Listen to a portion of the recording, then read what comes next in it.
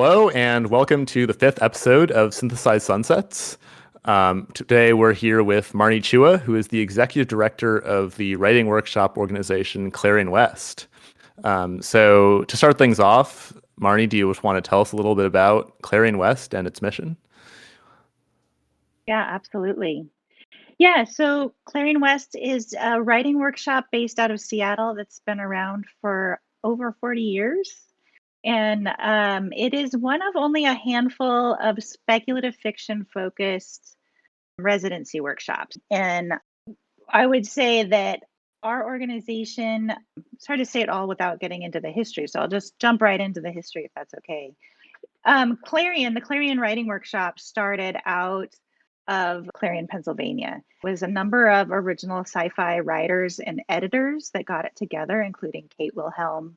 And that ran for several years out of the university there in Pennsylvania. And that's why it's Clarion.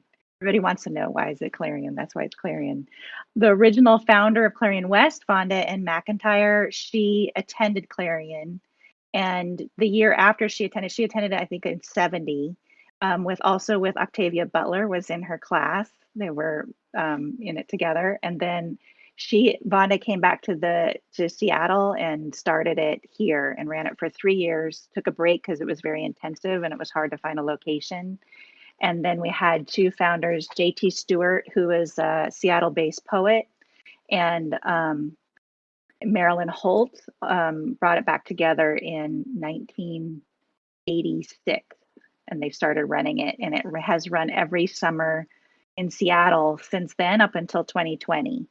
And we've still, even after 2020, it was just a postponement. We've run it every year since then.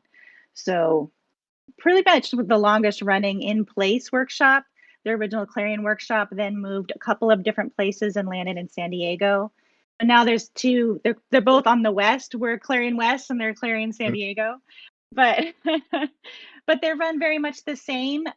Similar to them is maybe or has been historically Odyssey Workshop, but all very much similar in the style and format, the number of students, how students are selected. We all share instructors. If you see instructors at one workshop, invariably they're going to be at another one. So really just a few that are focused on speculative fiction. And for MFA programs that a lot of writers go through, kind of in the hopes of developing their writing chops and making the cohort that they're going to be able to come out with. Historically, there's very few, more now, but very few that have been excited or discussed speculative fiction. And that's what I think has made both of these workshops so prominent and talked about, is that writers are just really hungry for a place where other people are writing the same types of things. Even if it's horror and it's not sci-fi, or it's sci-fi and it's not fantasy, all of those, they're still all speculative, and people respect, you're already writing in that genre, then you respect other people that are doing it. And people have been hungry for that for years. And even now, when it's more mainstream, you see it in some MFA programs, but not as much in the outside of MFA program or other types of workshops. So we're just hanging in there and working with so many writers from all over the world now.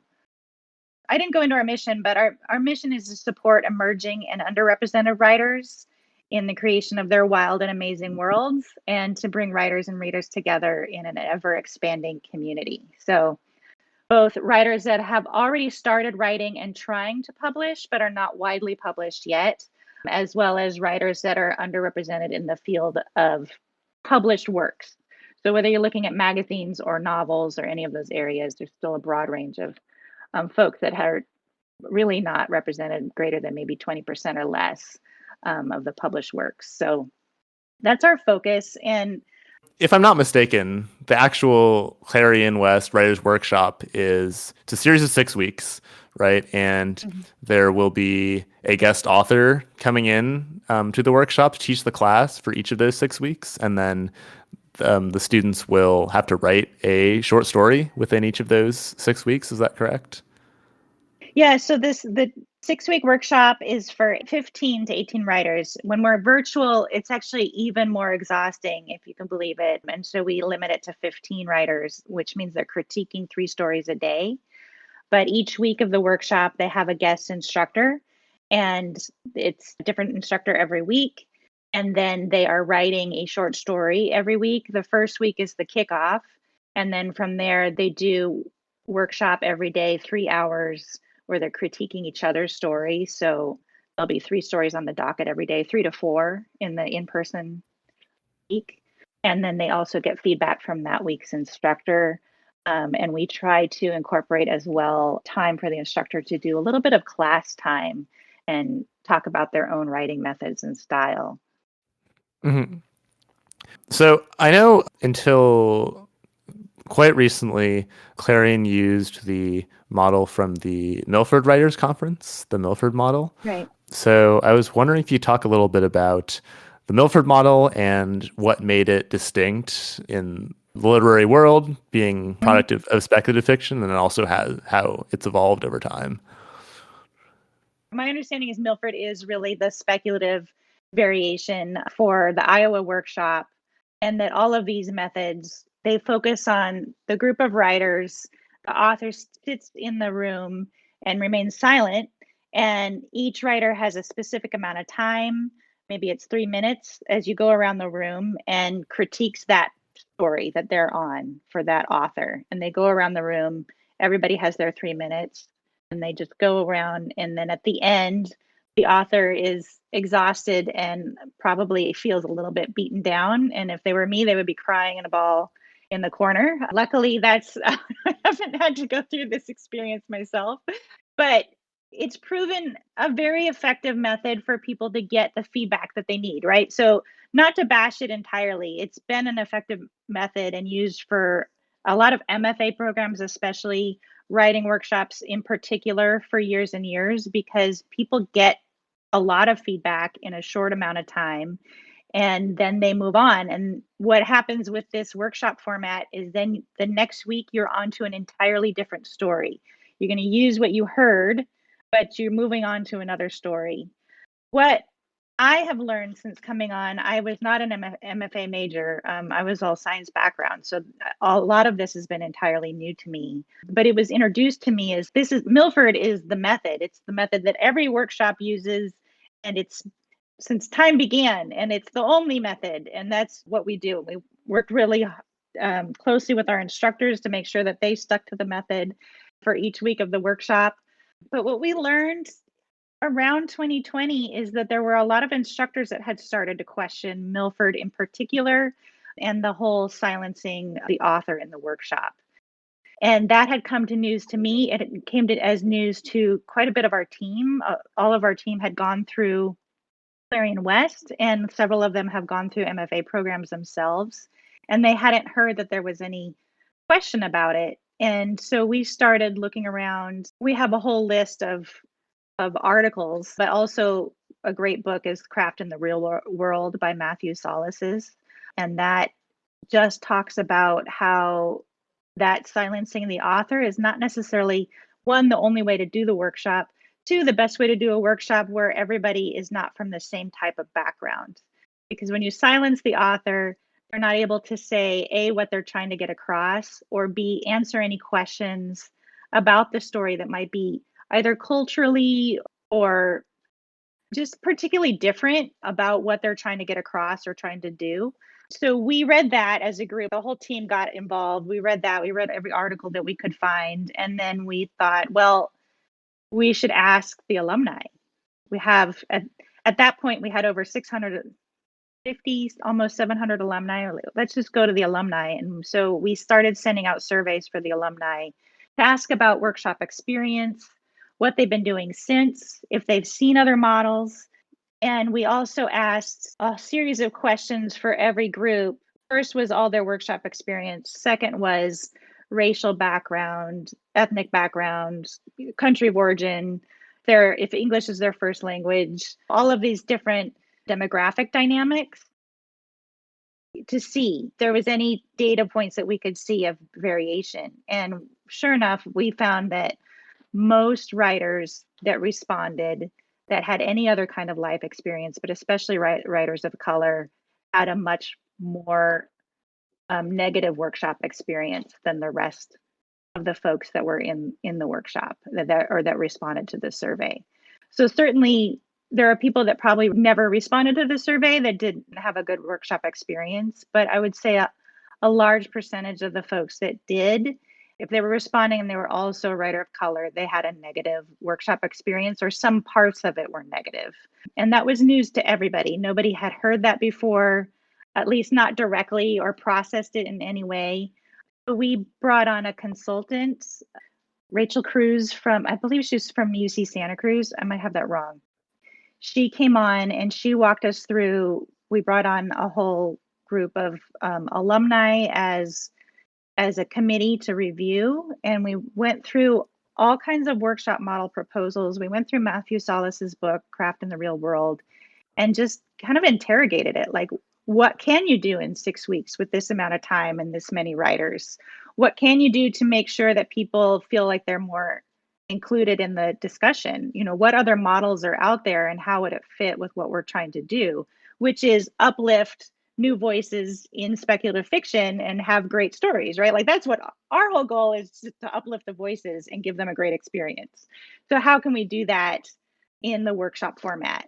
What we really ended up with was, it doesn't have to be one method. The method has to meet our values.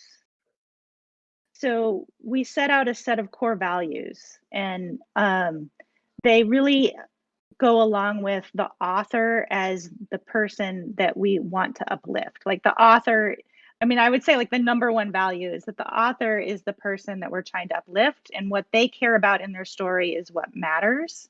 And we want to help them get their voice across. And everything else really comes down to making sure that that happens. Not a situation where the author is going to argue with the feedback that they're getting. It's more of a situation where the author tells the group, what are they trying to do, so that the feedback that they get is relevant to the story that they're trying to tell. Yeah, it does feel like you could get a situation where if you have someone who in their story is talking about some cultural practice or something that a lot of people are unfamiliar with, you could just go around and get a 3-minute spiel from 10 different people like, why'd you put this shit in here? I don't know what this is or something. And that seems a pretty brutal and unhelpful experience. Well, that's exactly the feedback that we got. I mean, and especially, again, from writers from different cultural backgrounds. I mean, most famously, I want to say it was Silencing the Author article. And I'm so sorry, I'm spacing on the name of the Nayun maybe.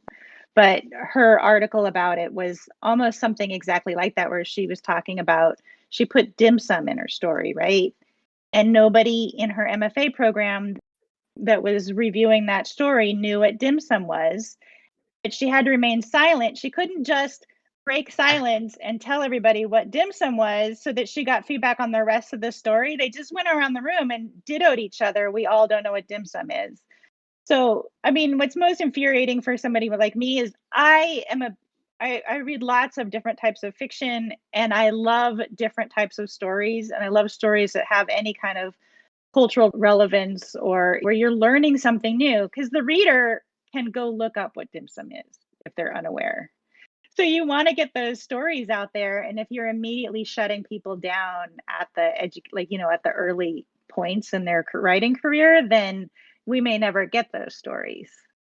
So I'm sort of curious about the origins of the Milford, Iowa model, because it seems to me that the more intuitive way to have a story reviewed is to talk about it and then for people to critique it after that.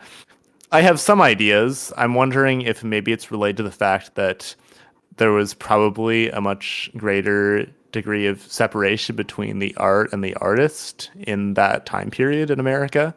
But I was wondering if you had any thoughts about how the Milford workshop came to be in this like less intuitive form, where the author like actually can't say anything. Like what purpose has this historically served? Yeah, there's a lot of speculation about that. I don't think that anybody has one answer. And again, but my understanding is that there was a whole combination of things that led to, especially the Iowa workshop, and that has to do with, right, at the time in the 30s and 40s, who was your, predominantly who was going to be in those MFA programs, if they even existed. Maybe it was like an English program and this was a side thing. It was predominantly going to be white men of a certain education and wealth. They were going to be able to take writing classes or spend a summer doing a writing workshop. Regarding the death of the author, in our second episode, we had a bit of a back and forth about how important the artist is when it comes to evaluating work of art. And Gordon and our guest, Merrick, basically had the position that the artist doesn't really matter in terms of the art experience. Like, all the information needed to have the art experience is contained within the art itself, including the author's, whatever part of the author's intent may matter. Whereas I sort of had a more moderate position where I said that my default inclination is to put some amount of weight on what the author intended and what they've said about the work, even though I can also appreciate work that's sort of unintentionally good in this other way as an art experience. So I was wondering if you had a position on this. Like, do you think that the artist's intent matters independently of what they've put into the work? Or do you think that all that you need is already there? I struggle with this one because as a reader, especially with reading books, I have a whole map in my mind. Like, I see the story and I have a full understanding that what I see and interpret of the story is not always what the author intended. And I have come across that more than once. And also, like, when you see your favorite novel go into a TV series or a movie, then there's a whole nother conversation happening, right? Because there's a director that's changing it and the script writers that are changing it, and it's their vision then. And then the audience watching. So it broadens out that conversation. But I think that what the author intends does matter. I also think that it's important that what the readers take of it and what it becomes in its cultural moment also matters, and that may be totally unrelated to how the author intended. So both are true. Both can be true. I think that's where I'm at. Yeah, something kind of interesting that you mentioned there was when a director makes a movie, they're creating their own vision of what the piece is. And sometimes I kind of wonder, even if the author became the director of the movie or something, I wonder if people, and maybe they did it unknowingly, I wonder if people would still criticize that vision, because I feel like everyone viewing a piece of art creates their own vision in their head, and then it's kind of unwinnable. If not literally every scene is perfectly described in the book, which it won't be, whatever movie you get out is not going to be a direct, exact map onto whatever the person saw. Well, we have two great recent examples of that, right? I mean, there's Game of Thrones, where George R.R. Martin is not necessarily the director, but he was heavily involved with the production of the series, and he was writing the end as they were filming, right? So yeah, and there were plenty of fans that were like, no, that's not right. And also in that format, in that storytelling format of video, like the TV series, for example, the novel has so much more, no matter what, and you have to cut. And there's specific choices that you make. And the other recent example that I love is the Expanse series. I love both the books. I'm a huge fan. And I thought they did an incredible job with the TV series.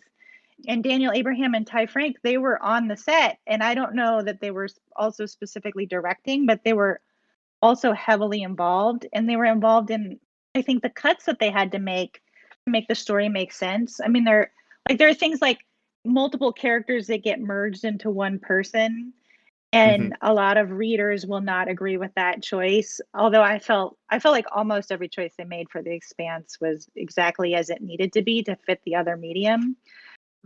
Yeah, I know Peter Jackson talked a lot about this when he was adapting Lord of the Rings. Yeah. And one thing that he gets some flack for is cutting most of the scenes relating to the Old Forest in the first book, especially with Tom Bombadil. And Peter Jackson's official position is that, oh yeah, all this stuff happened still in the film canon. Yeah. It just wasn't really relevant to driving the narrative. And so he's just like, yeah, this was the thing that happened in the films, but we just don't see it. All of it is storytelling. Even with one story like Lord of the Rings, you could tell 20 million different stories by just following different arcs within it. One thing that was pretty interesting about going to college is that I think I previously had a more superficial conceptualization of culture. I thought of culture more in terms of like holidays and cultural practices and food and religion. Not to say these things are superficial, but they're sort of concrete things that you can see and you can just be like, that is a thing and that is this other thing. But the University of Washington, which is where I went, has a lot of different international students, and a lot of them bring with it a like extremely different ideas about art and governance and other things. It was very interesting to read their writing because I remember this one time I had to peer edit an essay from a very smart international student who was not really all that great at English, and they were also writing about this topic that was really difficult to translate culturally, kind of some slang related thing that they weren't really able to fully articulate. And I could just tell they were very smart, and just all of the ways that they constructed things was very interesting. But I'm just like, man, I feel like there's something here that I just really don't get. And I remember this other time I was talking to one of my Chinese friends, and he was talking to me about a type of essay that they assign in China where it's sort of takes you on a journey through different things that are connected or something, and it's sort of more riddly or puzzly. And I realized that I just couldn't really figure out what he was saying, and I was kind of just, I just don't know what that is. And he's just like, do you guys have something like that? I'm like, no, we definitely do not. No. Sounds cool. Bring it here. Figure it out. Yeah. But I mean, it definitely has made me I guess reconsider the true diversity of the place that I grew up, because I would say ethnically it was a pretty diverse place, and even in terms of some of the food and cultural practices, it was definitely cosmopolitan. But at the same time, it was definitely pretty white in ways that I didn't really realize until afterwards. I don't necessarily say that as like a bad thing, but I guess it's sort of I don't know. It made me think some things is all that I'm saying. It's hard. I think it's hard for people to understand. The United States is not necessarily a monoculture. And especially if you're in a big city, there's definitely a lot more diversity and a lot more, like you said, food and ethnic events. But it's all kind of with the American, especially here in the US, right? Like it's with the American cultural framework. And if you go somewhere else, you find other ways that there might be diversity or that people engage together. And I think that we miss out on that a lot here in this country. I mean, even just we're so somehow stuck with only English. And the majority of of Americans to this day only learn English or lose a second language as they grow up here, and they learn everybody's only going to be speaking in English. And then we miss out on a lot of cultural references, because language itself is a really important factor in how you express culture and how culture is described. And when we have only the one, I think that our minds don't always even understand what we might be missing, that we might be missing other bits of culture that beyond, is the food spicy, right? Like, there's a lot more going on. One good example is my mother-in-law speaks Chinese as her first language. Mandarin Chinese is her first language. And then she also speaks Hokkien and Tagalog and English. And then my husband speaks all of those, but a little bit less, mostly English and Tagalog, I would say. And then I have learned some Tagalog. And it's been just because I think of like how we met or whatever, but my mother-in-law and I used to try to speak together in Tagalog. That would be our common language. But we were both translating in our heads to get to that common language. And one time my husband walked in on us and he sat down and listened to us. We're having a perfectly lovely conversation. We're both very happy talking to each other. And he sat there for a while. And after a while, he said, Mom, what are you talking about? And he's like, uh-huh, uh-huh. And he looks at me and he says, what are you talking about? And he's like, yeah. It's like, you two are not having the same conversation at all. You're not talking about the same. And we didn't convert all the cultural references from one language to another to that middle ground language. And I often think we don't see that a lot even when we're talking about science fiction, there should be so much more of that. Translators from Star Trek, they're not going to explain all the cultural references. There's another good example that we have. So I'm a K-drama fanatic. I just have watched way too much of those shows. And recently there's a guy, I think he's from LA and he's Korean American, and he started he's like explainer, like K-drama explainers. But K-drama has an international fan base, right? International. Like you're in India, if you're in South America, if you're, in Ohio, wherever, there's fans of K-drama out there. And most people even watch it with, whether or not it's dubbed or it has the translation for you, people feel like they're understanding and following quite well. But he would come in and he would like, okay, like we're watching this episode. This is what's going on. This is the cultural reference and why it's funny or sad, or like this is the emotional impact that you're missing. And it was kind of shock after so many years of watching this. Like I'm still missing so many subtle references to culture, and it's because I don't speak the language. And I think you have to be in the space, in the community, and speaking the language to really pick up a lot of that reference. And it's hard to get that in a book that's going to be translating only to English. Continuing on my tradition of mentioning Pokemon in every single episode, I remember when I was maybe 12, I read this translation of Pokemon Adventures, which is a criminally underrated manga. Really good. It's much more mature than the Pokemon show in ways that are good. The gym leaders of the mafia and stuff, it's sort of cool. But when you get to the 4th generation, Diamond, Pearl, Platinum, the main character is Diamond and Pearl. Their main thing is just they make a lot of puns. But the books are written in Japanese and they're translated in English. Right. So this poor translator just attached these massive footnotes to like every page, just explaining every single pun. I remember like as a 12-year-old just like reading to this and just being like, oh my gosh, this is such a crazy pun. I would just read my 2 paragraphs of context and I'm just like, that's kind of cool, but it's not really that funny anymore, I guess. Then I would look back and I'm like, I see why they're having this reaction. I think one thing that I really do appreciate about white American culture is that I think it's very good at kind of absorbing other cultures into its framework in a cosmopolitan way, especially compared to places I've been in other countries. But I think the downside is that sometimes it's so good at doing this that it can make you forget that it still is that base framework culture. You encounter the version of China or the version of Mexico that has been filtered through America. And if it was just, I feel like it's pretty obvious if you're in Japan and you get Italian pizza, it's not going to be mega authentic Italian pizza, right? But I feel like when you're in the US, you get a version of other cultures that's good enough to where you can plausibly forget that there is this baseline white American substrate. And I think that can sometimes lead us to believe that our culture is less white American than it actually is, because of it being less that way, paradoxically. Do you know what I'm saying? Yeah. You can go to a Chinese restaurant or something and feel like, oh, this is the Chinese cultural experience. And it's like, yeah, I don't know. But they have some legitimate elements. A ton of people there might be speaking Chinese and stuff. Right.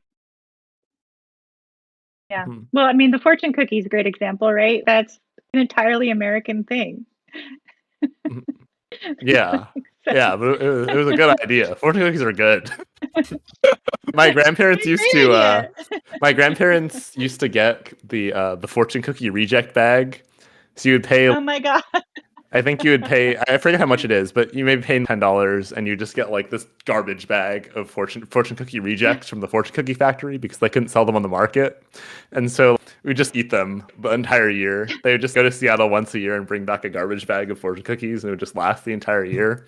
And I remember when I went to college, they gave me one, and it was a pretty big hit. So we just had this big garbage bag in the center of the dorm common area full of fortune cookies. We just sitting there like eating fortune cookies. And it was just such a big bag that it lasted for like a couple months. But yeah, fortune cookies are good.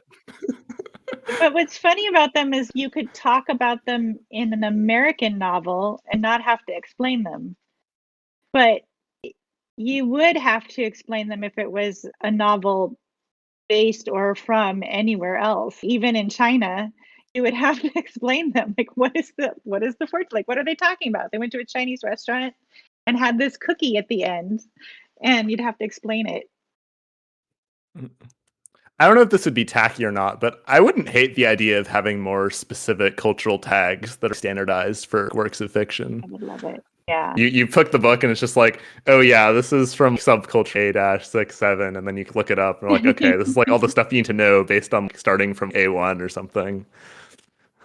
Or my personal wish that I wish every, especially sci-fi author did, is leave all of the 5 pages where you have personally solved the warp drive out of the book and put it in the companion. I'll read the companion after I've read the story. You could do that with cultural explainers too. Yeah, no, I kind of feel that. Like, I feel like there's this obsession with trying to explain all the mechanics in prose when really I would rather just have some map and then some glossary or something explaining it. I mean, it's not always the case, but I think sometimes I just open a book and the author's just really struggling this really convoluted setup in prose. It's just like, man, if you just like attach some, I wouldn't hate it. It wouldn't be the end of the world if you just attached a few pages at the beginning of the book or something. I'm a huge fan of maps at the start of books. It's like every time you go to a new place, you can flip back, look like, oh, here's where we are. Here's where they used to be. This is where they went. Yeah, it's sweet. Same. Yeah. But I think with the cultural tags, like I think it would be especially cool if you could scan in your home culture sort of, and then it could run comparisons, so it didn't have to explain the stuff that you already know. So I don't know, if you're coming in from as a Chinese reader and you're trying to read a Black American book, there are just more stuff than if you're a white American coming to read a Black American book or something, and it just could automatically run that. That could be kind of interesting. Automatically run more cultural references for that would be wild. Yeah, that's the future of digital books right there. Yeah, maybe. One thing that I've talked about with my friends a few times is also the idea of there being way more experimentation with versioning. For one thing, you could sort of have shorter versions. Maybe you have a short story version and like the novella version and the novel version, the long novel version. You could maybe even use AI for that, but I think some people would get upset by that. But you know, you could also maybe try to localize it in some way. I mean, that could definitely get problematic, but I think there are some ways in which you could do that in a way that's interesting. And then also another thing that my friend talked about is it'd be interesting if you could create forks of like book series or something, where someone can create their own version of like a book and then like make changes in certain places. It would be interesting if an author open sourced their book in that way to where it could just have 50 different competing versions or something. I really do feel like sci-fi is a place where that can really be effective, because there really are just the 5-page passages where they just explain, you know, some piece of technology in the universe. And I feel like some people really like those and some people really hate them. Some people want something, but not too much. Some people want nothing. Some people want an engineering textbook. It feels like something that would not be actually super hard to version, because you could pretty clearly cut those parts out. 70s without the orbital mechanics. Okay, yeah. Short story now, downgraded from novel. But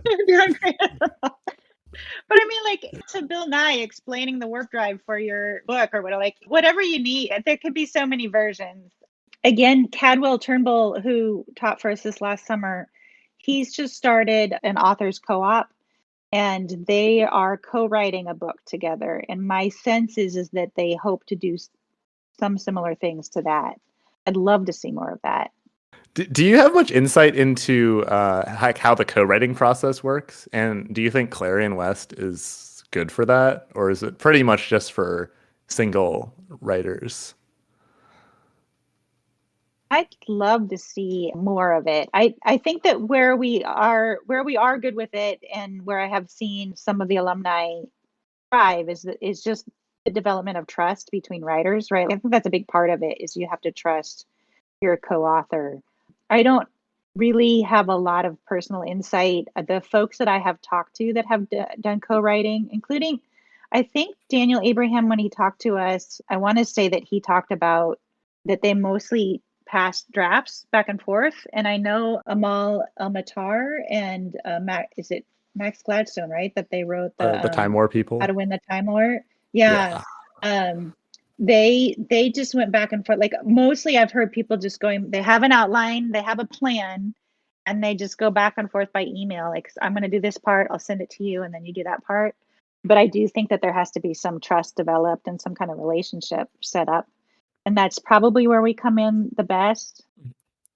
One interesting idea that I heard about recently was in response. So this idea was mostly a response to the labor market being difficult for dual parent households. It is now the case that you basically have to work 2 jobs to support a family, whereas previously you only had to work 1. And as a result, parents can't spend as much time doing stuff around the house. It's like a complicated question, because there are some people that see this as a reason to put women back in the position they were in the early 1900s, which, I mean, a lot of people would just not be okay with. But I saw a pretty interesting proposal to make everyone happy, which was they were basically proposing that there are more jobs that are specifically for couples. So it's a single job and it pays the salary of 2 people, and they don't really delegate how the work is done, but just that it has to be done by these 2 people somehow. And the idea is that there's just sort of more slack and compatibility introduced by necessity. The fact that they're kind of like this pod of people working together. Yeah. And then that also, you can kind of have these nice compounding effects by working at the same job, as opposed to having to just figure out the logistics of who's going to take the kid to school if I'm at this place and they're at this place. But I would be pretty interested to see if this could become a future model. I mean, I know this is already a little bit more of a thing in academia, just because you kind of have to move for it. And so if you're moving with the partner, a lot of times colleges position to they let you bring your partner as part of the deal. But I think it's far from being a mainstream thing. And I haven't really heard of companies offering such a position.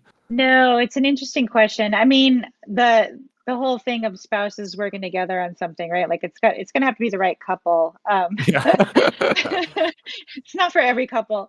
But you see it more in romance, but there are quite a few author couples out in the world. One of our alum, he just unfortunately passed away this last year, Stephen Miller. I mean, his wife, they have a huge, like a multi-novel, I want to say well over 10, maybe in 15, close to 20 range of novels in their space opera series, for which the name I'm completely forgetting, but they've done quite well and really explored that kind of partnership together.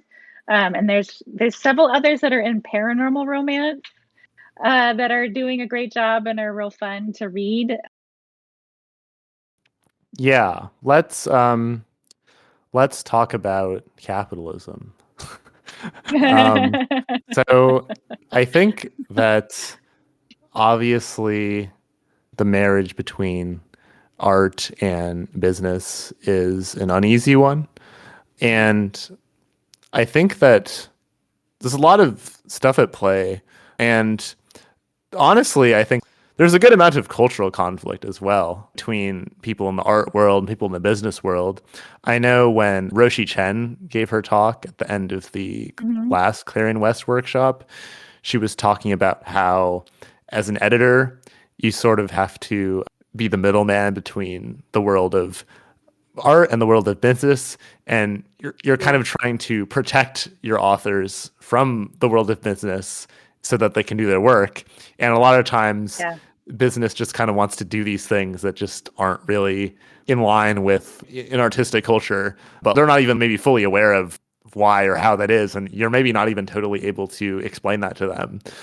Right. But I also wonder, does it have to be this way? Like, could it be the case where the relationship between art and business is less strained, because I feel like as we are right now, I don't know, but it sort of feels like it's more strained than it's been in a long time, especially with AI and macroeconomic conditions and such. Yeah. Yeah, did you guys have any thoughts on that?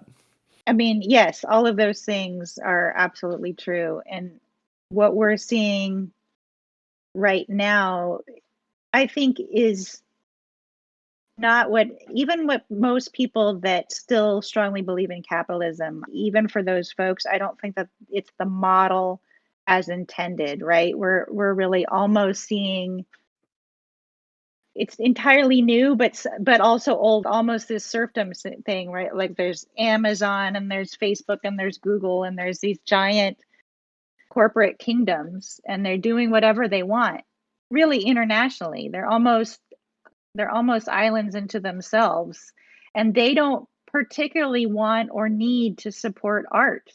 They don't want or need to support small business. If you're a small business or a nonprofit, you have a Google account. Google is not there to support you in any way, to help you define your business or make it easier or make anything better. They want something that's going to bring them advertising dollars. And that's not a small community business.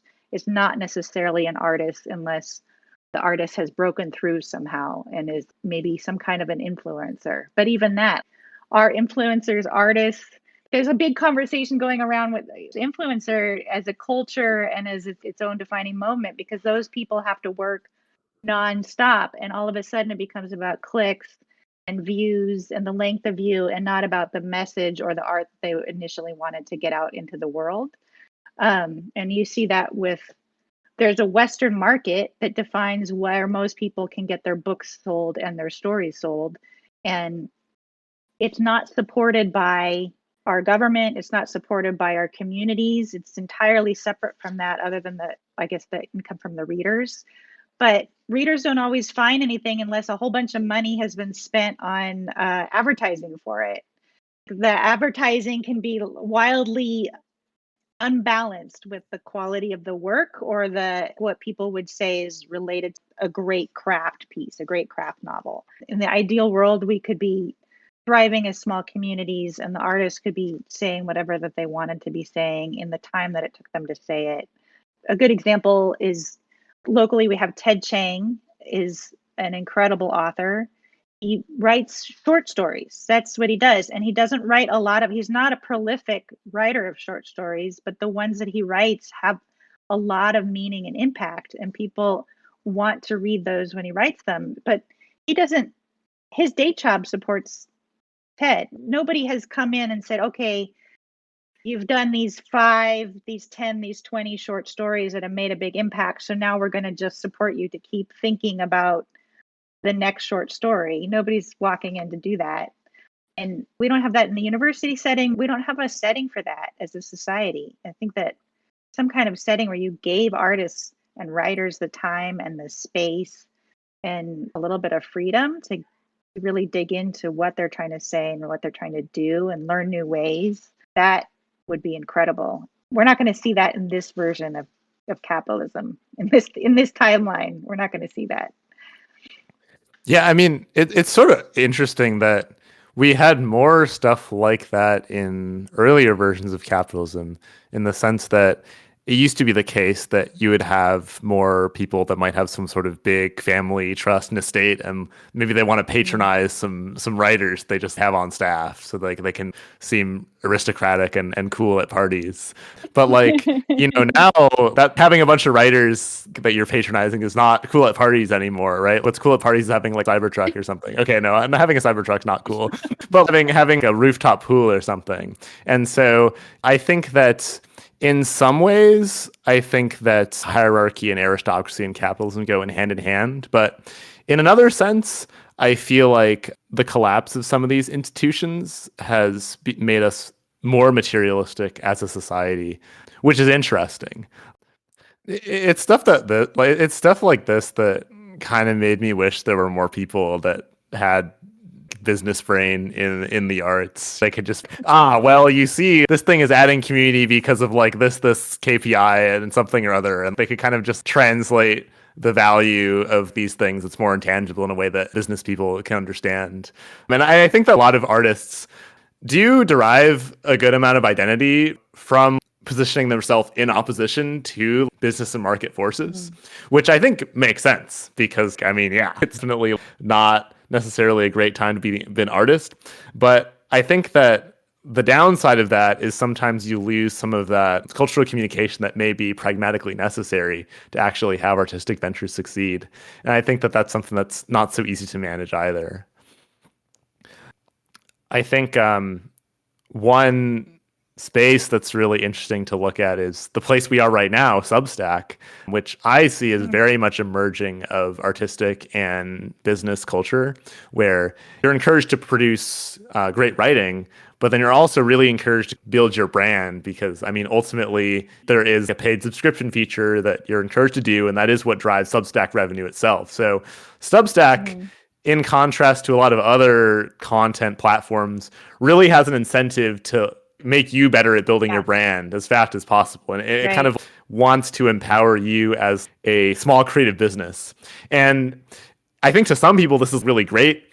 But I think to a lot of people, it's just kind of okay, because there are a lot of people on the site who are just like, yeah, I don't really know how I feel about this whole business thing, even though I like to write and I like reading people's writing. And I don't like how Substack is just throwing all these finance metrics about me and better ways for me to monetize my personality. But then there's other people who are just like, no, this is awesome. So I think that this this clash of cultures will be really interesting to watch as it evolves. And I think there are definitely cracks that are starting to show in terms of how the platform is moving. But for now, at least, it seems like a pretty cool and exciting place to be. So I guess related to coming together of the business and artistic worlds, what do you think are the things that will often cause artistic ventures to fail? And what are some things that cause them to succeed? Gosh, I wish we had the answer to that. I mean, I've seen so many that I would love to see do so much better that I think are imaginative and creative. And a lot of it is similar to some of these business unicorns to some extent, right? Some of it is the luck of the moment and who picks it up and reads it and who's going to share it. So I think that there's a huge component that's luck. There's a huge component of someone really caring and working at it day and night, sometimes for years. I don't think that you very often see someone just turn around overnight and they're wildly successful. There are a few cases, but it's not very often, and those are really like cultural phenomenons.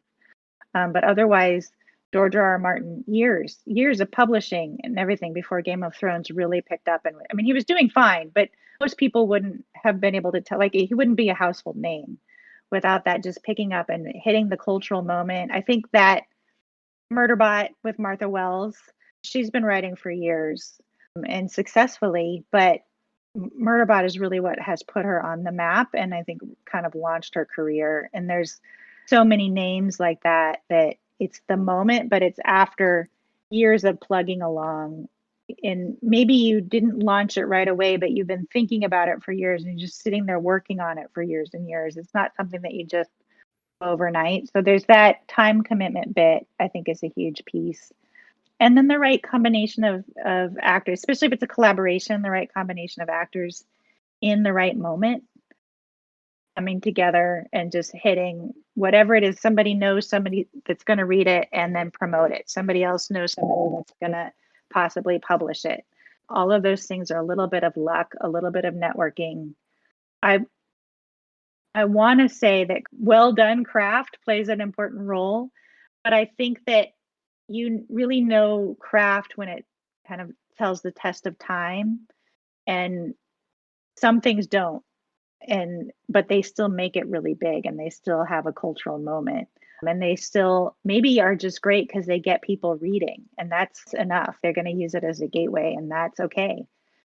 So yeah, I mean, I would honestly, I think luck is the biggest thing. There's knowing people hitting the moment on accident or on purpose through subconscious or whatever, hitting that zeitgeist.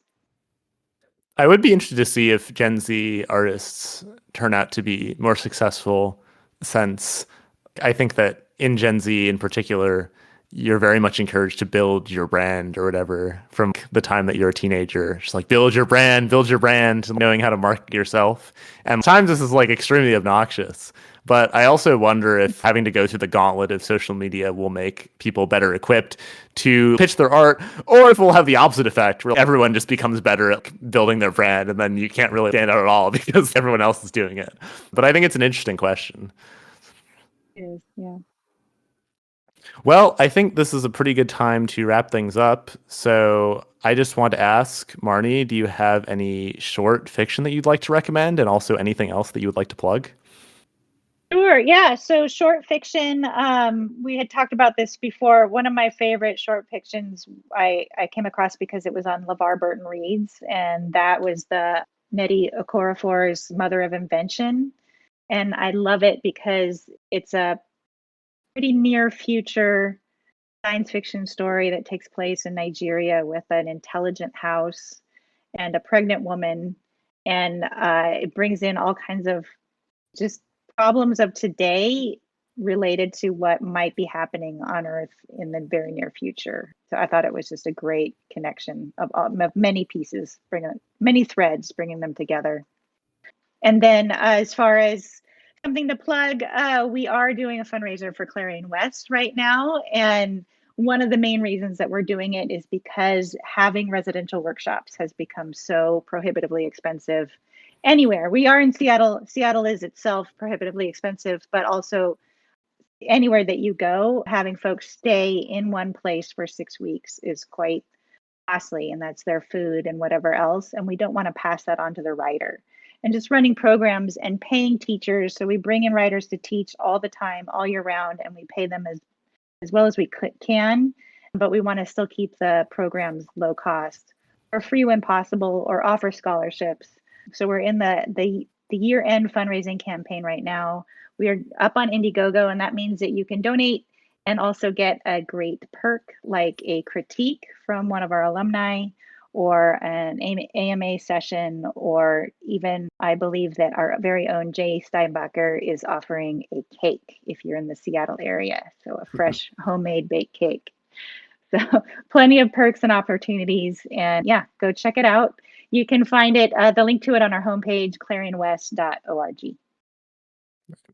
Thanks so much for coming on the pod, and we will see you all next week.